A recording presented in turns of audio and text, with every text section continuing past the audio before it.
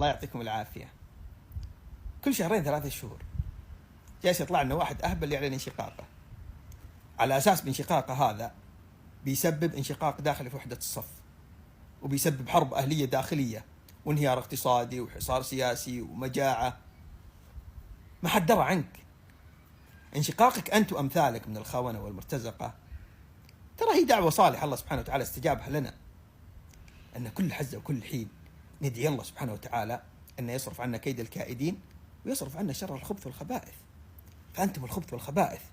لذلك الله سبحانه وتعالى بانشقاقكم هذا صرفكم عنا، ما لكم مكان بيننا. أنتم انشقيتم من الكرامة إلى المذلة، ومن الحرية إلى العبودية، انشقيتم من الأمن إلى الخوف، ومن العز والكرامة إلى الذل والمهانة.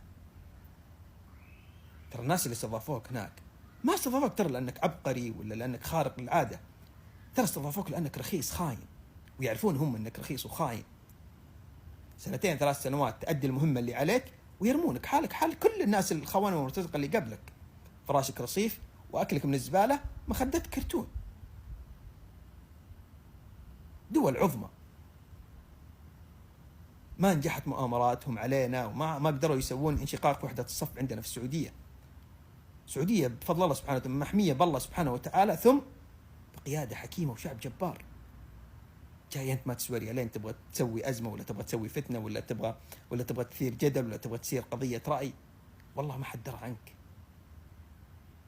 في انشقاقكم عنا وخروجكم منا والله العظيم إنها نعمة نحمد الله سبحانه وتعالى عليها، لأن نشوف حالكم بعد ما تشقون، نشوف حالكم هناك، ونشوف الذل والإهانة والحل اللي توصلون له، نشوفكم جنب الزبائن، ونشوفكم نايمين على الأرصفة، ونشوف مخداتكم كراتين. نحمد الله سبحانه وتعالى ونتعلق أكثر بديننا ودولتنا وقيادتنا وكرامتنا وعزتنا وأهلنا. فأسأل الله سبحانه وتعالى إنه ما يرفع لكم راية، ويخليكم لمن خلفكم عبرة وآية يا رب العالمين. في أمان الله.